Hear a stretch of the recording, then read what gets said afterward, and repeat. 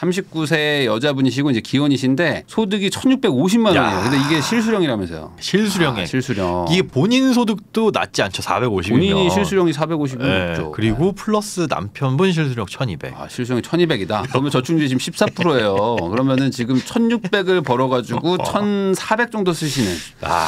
근데 물론 대출 원금을 갚는다는 걸 보면 이제 70%까지 올라간다고 하는데 한번 내용을 보겠습니다. 안녕하세요. 저희 부부는 빚 좋은 개살구입니다. 남들은 번듯한 직장에 풍족한 연봉 생각하고 잘 살고 있다라고 생각하는데 이게 좀 답답합니다. 그래서 어디 얘기할 데도 없지. 둘 다 월급쟁인데 사회생활 오래 해가지고 연봉만 높은데 세금이 많다. 근데 문제는 결혼 전 남편이 해놓은 재테크입니다. 말도 안 되는 지역에 아파트도 아닌 오피스텔을 3채나 사놨습니다. 지금은 매매도 안 되는데 월세 줬는데 이자가 더 나오는 집들입니다. 다 대출이라 실제 돈도 얼마 안 들어갔습니다. 문제는 대출 이자입니다. 금리가 올라가면서 일단 원금부터 갚으라고 제가 말했는데요. 그래서 2달 전부터 900만 원씩 상환하고 있어요. 실제 생활비는 100만 원만 저한테 주고 있는 거죠. 각자 용돈 남편 200, 저 200. 그러니까 저거구나. 남편이 1,200을 받으니까 200 자기 용돈 떼고 1,000만 원 남았는데 900은 대출 갚고 그러니까 이제 남는 거 100만 원을 생활비를 주는데 본인 200, 남편 200 이렇게 해서 400을 쓰고 있어요. 제가 똑같이 쓰자고 했거든요. 부모님 용돈에 보험에 생활비 같은 것들은 각자 용돈으로 충당하고 있습니다. 생활비는 남편 100, 저 250. 지금 사는 집은 전세 3억입니다. 여유자금 모아놓은 게 1억 정도 있고요. 저축은 남은 거 모아두는 정도입니다. 신혼부부지만 소득 때문에 신혼혜택은 하나도 없어요. 제가 무주택이라서 청약을 넣고 싶은데 이것도 최초가 아니라서 무주택 기간이 짧아서 점수가 안 됩니다. 애도 없고요. 나이 먹어가지고 결혼은 했는데 집도 전세고 차도 없고 제 고민은 집을 사고 싶습니다. 저는 홍대, 남편은 강남인데 마곡 쪽이 집이어가지고 그 중간쯤 어디로 가고 싶은데 홍대와 그러면은 강남. 여의도, 용산, 반포 말하는 건가요?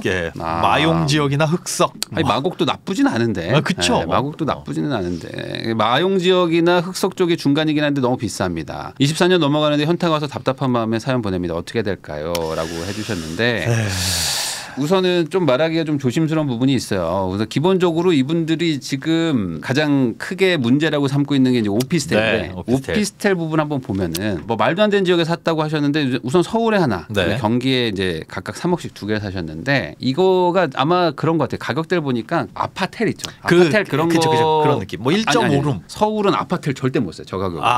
경기도는 3억이면 애매한 1.5. 근데 이제 아파텔은 2룸, 3룸에 아파트 같은 거 그런 거는 보통 한 4, 5억 하거든요. 이상. 저거는 한 1.5룸. 그러니까 철저하게 그 월세 나오는 그 직장인들 혼자 사는 집 그런 것들을 사놓으신 것 같은데 서울 전세 1억 3천, 경기 2천에 80, 2천에 115 정도를 해놓으셨어요. 그러니까 요게 지금 제일 문제다라고 하셨는데 우선은 제가 봤을 때는 요게 문제는 아닌 것 같아요. 근데 사연에 한번 빡 나왔죠. 사람들도 지금 여기 시청자분들도 놀라고 계세요. 구독자분들도. 요게 문제는 아니다. 왜 그러냐면 지금 보면 지금 전세 1억 3천 주시고 월세가 200을 받아요.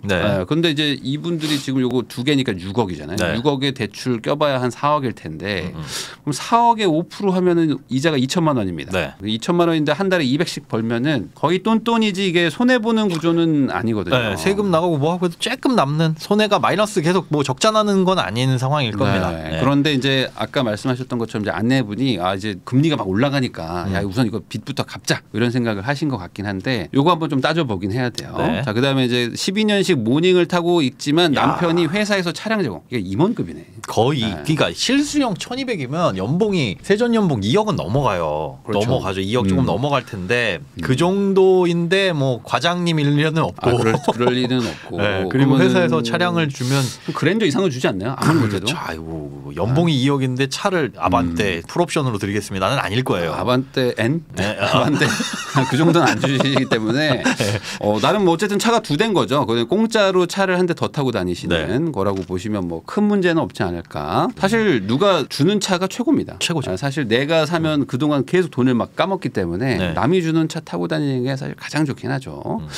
자, 근데 돈을 못 모으는 이유가 뭘까? 돈은 모으고 있지만 투자를 잘못해가지고 모으기가 어렵다라고 해주셨는데 요건 조금 아닌 것 같다. 왜냐하면 이제 투자를 잘못했다고 볼 수는 있어요. 그렇지만 거기서 까지는 비용 대비 지금 버는 돈이 엄청 큰데 저축이 안 되는 이유는 다른 거다. 까지는 게 사실 아까 뭐 언뜻 말씀해 주셨지만 없어요. 그냥 거의 뭐 없어. 똔똔 정도지 마이너스가 크게 여기서 뭐 마이너스가 한 달에 1,000만 원씩 납니다. 그러면 뭐 문제가 있겠지만 그것도 아니고. 그러니까 저거를 안 사고 뭐 아파트를 사놨으면 뭐 좋았을 텐데 뭐 이런 아쉬움은 있을 수는 있지만 그렇죠. 이것 때문에 돈이 안 모이는 건 아니다. 자, 그럼 포기할 수 없는 소비가 뭐냐? 취미, 여행, 골프, 캠핑 같은 걸로 월 120만 원 정도를 지출한다. 근데 이게 생활비 외에 추가인 거죠. 그렇죠. 생활비 아까 100만 원 주신다고 했으니까 100만 원과 플러스 2분의 250 합쳐가지고 350 내에서 해결을 하는데 그것들 내에서 이제 쓰시는 거죠. 350 안에서 네. 이것도 쓰고 하는 거죠. 네네. 지금 저축은 240만 원 정도 하셨다가 원금 상환을 이제 900을 하시면서 네. 그럼 원래는 이거를 저축을 조금 하시든지 뭐 했겠지만 그렇죠. 남는 돈 그냥 네. 뭐 어느 정도 모이면 예금이나 뭐 이런 거에 모았고 그러니까 뭐 현금 1억 아니면 지금 전세 자금도 이분들 전세 살고 계신데 보증금 3억이 네. 순수 현금이잖아요. 그러니까 이게 현금을 모으느니 대출을 갚자 이런 선택을 하신 것 같기는 해요. 이런 선택을 하신 것 같긴 한데 뭐 아직 현금 1억 정도 있다고 하셨으니까 근데 이제 적금 30만 원, 청약 10만 원, 남은 돈은 모았다가 예금을 이제 넣는 식으로. 네. 근데 보면은 관리비 30에 차량 6만 원. 그러니까 모닝이니까 당연히 뭐 많이 안 들 것 같고요. 근데 보험료 70.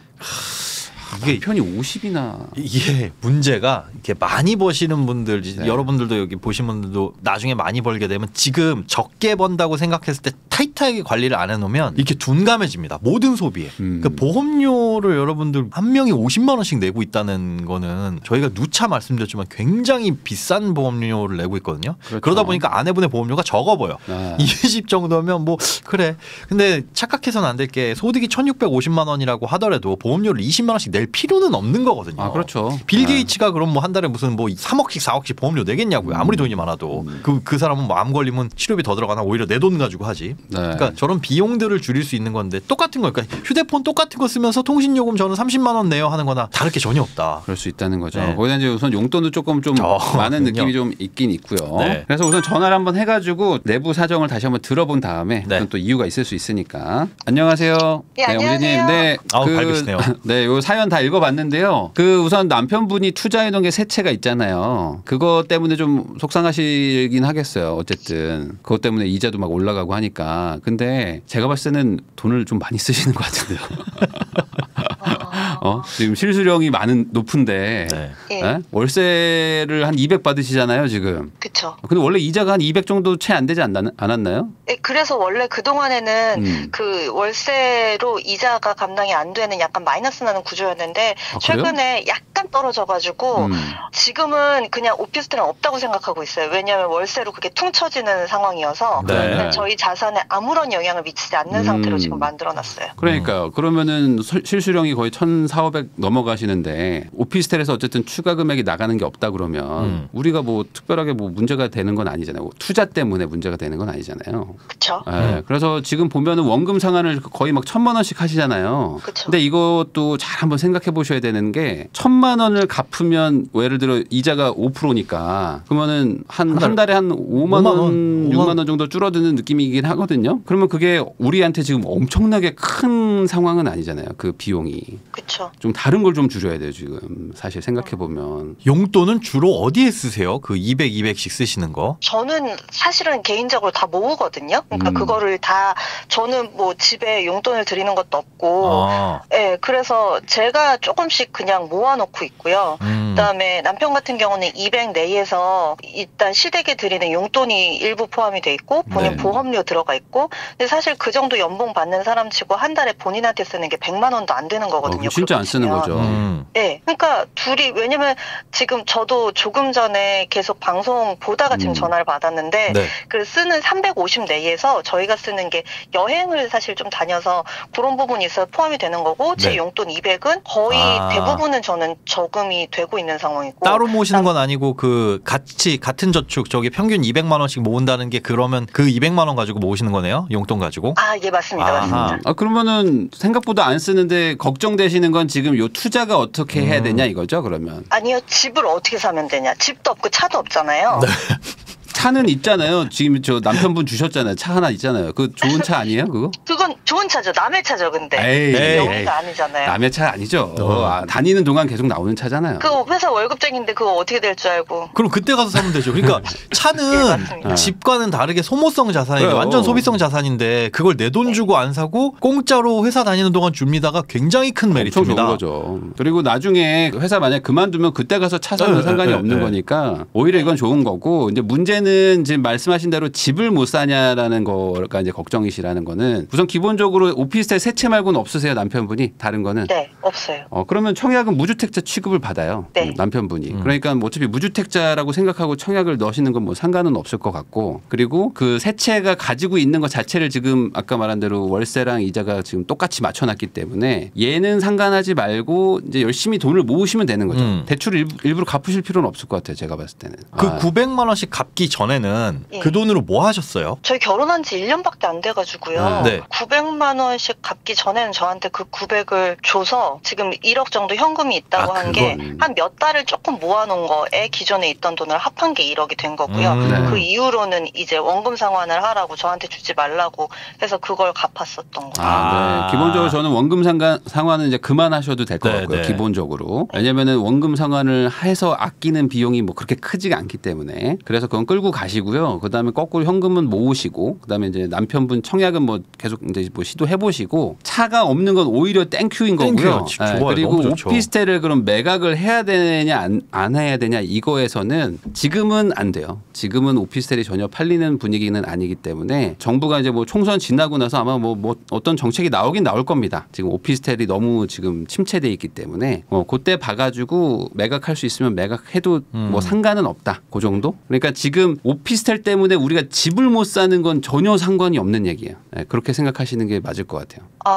오피스텔을 갖고 있으면은 청약이 되더라도 네. 뭐 그게 남편 쪽에서 대출이 안 나오잖아요. 대출이요? 그러니까 저는 지금 그거를 걱정을 하는 게 남편도 저도 청약 조건이 좋아서 네. 청약을 계속 시도를 하고 있는데 요즘에 뭐 좀 좋은 아파트 같은 경우는 일단은 본인이 가진 돈이 절반 이상 한 6, 7억 돼야 되잖아요. 네. 그거를 제 연봉으로는 뭐 DTI 이런 게 안 되니까 네. 남편 걸로 돈을 끌어내야 되는데 네. 남편이 지금 그 오피스텔 집들 대출 때문에 DSR? 홀로 땡겨져서 이 청약이 되더라도 걱정인 거죠. 그거는 청약의 문제가 아니라 집을 사실 때도 대출을 생각을 해보셔야 되는데 네네네 맞아요. 문제는 청약 말씀하시니까 그거부터 정리를 좀 하자면 두 분 다 네. 아이 지금 없으시잖아요. 예. 두 분 다 아이 당연히 없지.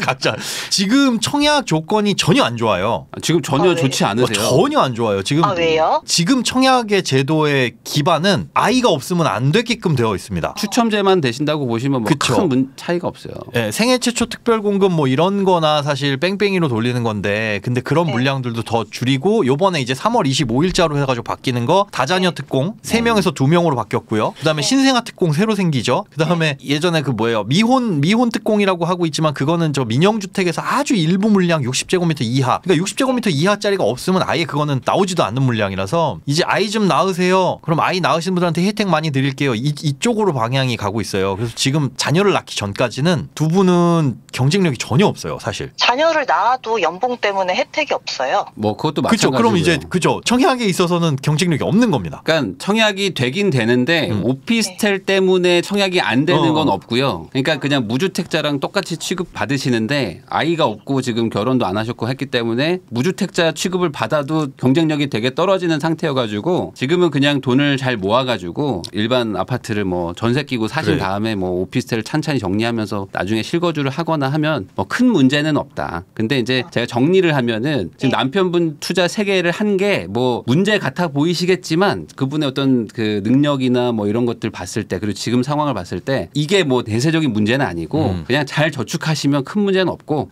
네, 정치적으로 뭔가 좀 정책을 바꿔주면 그때 하나씩 정리를 하시든지 아니면 그냥 전세로 돌리시든지 그렇게 하면 또 대출이 없어지잖아요. 굳이 지금 월세를 안 받으셔도 상관없거든요. 그쵸. 제가 봤을 때 전세로 돌리면 대출이자 안 내도 되는 거니까. 네. 지금 전세 사시는 거 있잖아요. 3억 원. 네. 이거는 왜 대출이 하나도 없으세요? 그냥 제가 시집 올 때 갖고 온 돈이에요. 차라리 뭐 집을 사고 싶다 그러시면은 그 아까 말한 대로 오피스텔 2개 다 뭐 전세로 다 돌리시고 그다음에 뭐 지금 거주하시는 집도 뭐 월세로 뭐 바꾸시고 그다음에 모은 돈 하면 뭐 대충 뭐 한 3, 4억 이상 더 생기실 것 같은데 그렇죠. 그다음에 뭐 신용대출 받고 뭐 하시면은 한 5억 이상 생길 거거든요. 거기에 뭐 전세 끼고 사면 뭐 진짜 10억도 살 수 있지 않을까. 그러니까 전세 끼고 사면 저희는 어디 살아요? 월세 살아야죠. 네. 당연히. 네, 처음에. 네. 그러니까 지금 약간 좀 부동산에 대해서 다시 한번 좀 처음부터 차근차근 좀 공부는 좀 하셔야 될 것 같고요. 그다음에 큰 틀에서는 저축을 조금 더 하고 오피스텔 전세 돌리고 아니면 전세 안 돌아가면은 좀 찬찬히 기다렸다가 팔고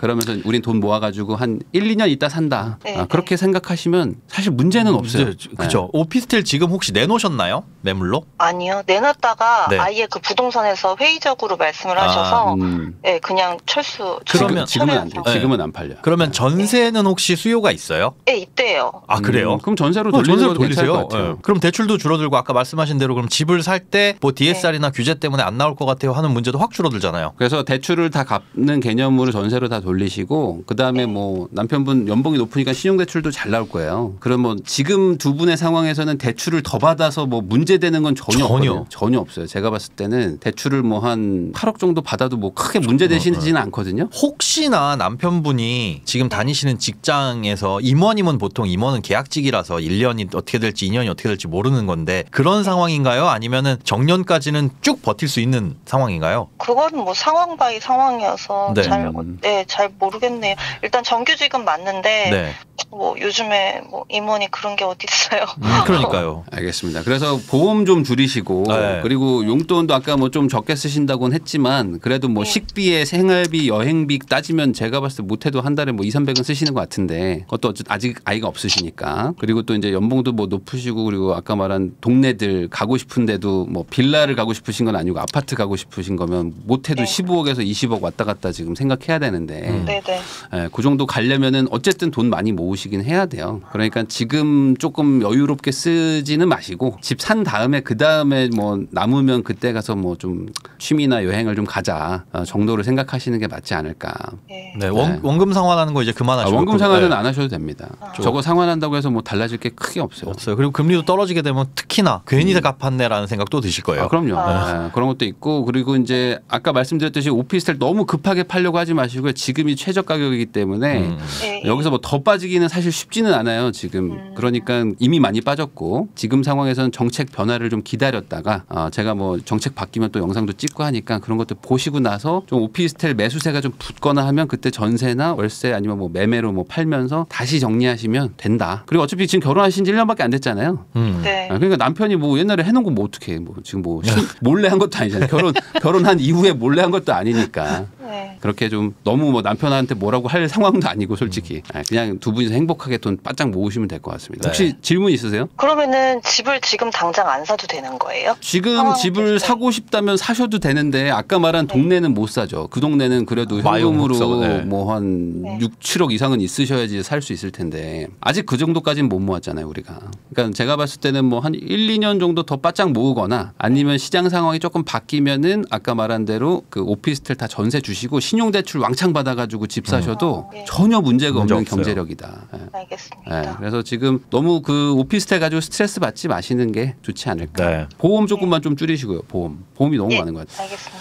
네, 알겠습니다. 사연 보내주셔서 감사드립니다. 감사합니다. 네, 행복하세요. 아주 날선 댓글들이 많이 올라오시는데 그럴 수 있죠. 근데 이게 많은 분들이 이걸 잘 오해하시는 게 뭐냐면 이게 보통 모두가 다 부동산에 대해서 관심이 되게 많고 부동산에 대해서 매일 공부한다고 생각하시는데 그런 분들이 극히 드물어요. 네, 극히 드물고 생각해 보세요. 사실 소득의 여유가 있으면 그만큼 관심을 안 가질 수도 있어요. 그리고 그만큼 빡세게 거기를 해야 되거든요. 그러니까 다른 거 할 여력이 없어서 그런데 보니까 표면적으로 봤을 때 야, 우리가 남들 보기에는 많이 버는 것 같은데 딱 봐서 가서 차 뭐야? 그럼 회사에서 준 차 말고는 12년 된 마티즈 그래, 경차 모닝 있고. 하나 있다.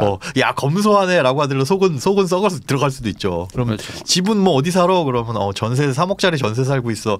이런 느낌이거든요. 그러니까 아니 그건 충분히 그렇다. 왜냐면 실수령이 1,600 정도 되면은 1년에 2억 정도 실수령 받는 거잖아요. 그쵸. 근데 그래서. 집이 전세 3억짜리면은 아파트로 쳐도 5, 6억대 네. 아니면 빌라 정도니까 그러면은 만족은 안 되죠. 왜냐면 주변 사람들 대비해서는 당연히 네, 그런 당연히. 것들도 있기 때문에 네. 이런 것도 또 스트레스가 있는 거예요. 네, 용돈 400이라고 했는데 이거부터 조정을 하셔야 그러니까 용돈을 보니까 많이 쓰시는 거 아니야. 본인이 200이라고 했는데 그 200을 다 저축하시는 거 보니까 그냥 어차피 안 쓸 거라면 현실적인 수준으로 용돈도 좀 줄여놓으시고. 그렇죠. 네. 어차피 저축을 할 거라면 굳이 내 통장에 들어왔다 다시 저축할 그렇죠. 이유는 없죠. 그렇게 굳이 그걸 칸막이를 쓸데없이 다른 데로 쳐놓을 필요는 없다는 거죠. 그러니까 내 용돈 뭐 100 이렇게 네. 뭐 남편 용돈 뭐 100 이렇게 어. 잡고 부모님 용돈 주는 것도 다 예산으로 잡아가지고 그것도 다 같이 컨트롤하는 게 더 좋을 수 있고 그렇죠. 보험이 저는 우선 너무 센 것 같고 네. 보험료는 뭐 한 2, 너무 30만 쌉니다. 원 정도 네. 대로 좀 낮춰지는 게 좋을 것 같고 취미 여행도 하나만 캠핑이랑 뭐 너무 바빠.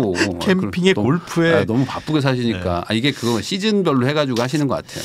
보니까. 물론 1,650만 원을 벌면 120만 원 정도는 취미에 써도 그래. 근데 이제 이게 그런 거잖아요. 집을 살려면. 그치. 왜냐면 집을 만약에 5, 6억대 집 사겠다 그러면 아무 문제 없죠. 네. 근데 집을 지금 한 15억에서 20억대 정도 살려고 하시는 분이니까 네. 그렇게 생각하면 또 그렇게 고소득층이 아니에도 열심히 맞아요. 모아야 되기 때문에. 네. 네, 그러니까 그런 것들을 고려하면은 그걸 해결한 다음에 저 정도 쓰는 거야. 뭐 그래, 뭐 집도 있고 뭐 다 노후 준비도 돼 있고라고 네. 한다면 상관없는데 생각해 보면 일한 기간은 오래되고 연봉도 높으시다고 하심에도 불구하고 지금 모아놓은 자산을 보면 연봉 대비 소득 대비 그렇게 높은 편은 아니거든요. 그렇죠. 그래서 네. 이제 지금부터 좀 바짝 모아야 된다라는 거 좀 생각 좀 하시고 네. 또 지금부터 잘하면 되죠. 그리고 오피스텔 얘기 나와서 다시 한번 말씀드리면 오피스텔이 지금 최악의 구간을 통과하고 있고 꽤 힘들게 지금 가고 있기 때문에 이 상황에서 지금 이제 못 버티는 상황에서 던진다. 이거는 큰 틀에서는 여기서 더 빠질 확률이 뭐 아주 높진 않다고 사실 저는 뭐 봐요. 던져도 지금 받는 사람도 받는 없고요. 사람이 없고 뭐 받는 사람도 누가 벽이 있어야 던지면 돌아오지. 벽이 없는데 그러면 이 상황에서는 이제 들고 가고 근데 이 상황에서 이제 유지가 안 되는 분들은 어쩔 수 없이 급급매로 던지는데 네. 지금은 뭐 급급매로 던질 상황 전혀 아니신 분들이니까 네. 지금 그게 요즘에는 아파트보다 빌라 그러니까. 오피스텔 규제가 더 세요. 그러니까 이거 왜 그런지 모르겠는데 까먹고 있는지 오피스텔 규제 이렇게 걸어놓은 걸 이건 까먹고 지금. 그러니까 예전에 그 아파트 막 치고 올라갈 때 오피스텔 빌라 규제를 걸어놓고 네. 지금은 아파트는 다 풀고 이거 오피스텔을 그대로 놔둔 약간 이상한 이상해요. 상황이라고 보시면 돼요. 그러니까 지금의 이 시장은 정부의 정책이 지금 완전 왜곡돼서 이렇게 돼 네. 있는 상태라고 보셔도 뭐 무방하기 때문에 그럼 그건 어떨까요? 풀릴 가능성이 개인적으로. 있다. 이거보다 오피스텔 시장이 더 안 좋아질 수는 없잖아요. 만약에 좀 그렇긴 오피스텔을 월세나 이런 수익형 부동산 목적으로 투자를 하려고 접근하는 건 지금 시점에서 어떻게 생각하시나요? 그래서 지금 실제로 다주택을 하시는 분들이나 네네. 아니면 조금 좀 깡이 좀 좋으신 분들은 네. 월세 잘 나오는 1인 가구용 오피스텔 좀 사시는 분들이 좀 있어요. 왜냐하면 지금 오피스텔 월세가 상당히 많이 뛰고 있거든요. 그렇죠. 네, 상당히 뛰는데 급급매가 나와요. 네. 못 버티는 분들이. 이게 그래서 특히나 요즘에 또 그렇게 가격도 안 되다 보니까 전세 들어가려고 해도 전세보증보험 가입이 안 되잖아요. 네. 그러다 보니 오피스텔이나 빌라는 다 월세로만 생각하고 아파트 쪽으로 전세가 또 몰려서 여기는 전세가 들썩들썩 이쪽은 월세가 들썩들썩 그래가지고- 야수의 심정으로 좀 그래서 살까요? 요즘에 한 1억 정도 있는 분들, 뭐 네. 1억 한 2, 3천 정도 있는 분들이 이거 은행에 넣어놔서 뭐 하냐. 그래서 그냥 월세로 오피스텔 세팅하겠다 해가지고 그렇게 하면 한 6, 7% 이상 나오거든요. 네. 그래서 그렇게 사는 분들도 있는데 네. 아직은 뭐 아직 정책이 어떻게 바뀔지 모르니까 하기사. 네. 지금은 가지고 계신 분들은 보유하고 사는 분들도 약간 조금 지켜보다가 상황 바뀌면 그때 들어가시면 되지 않을까. 네.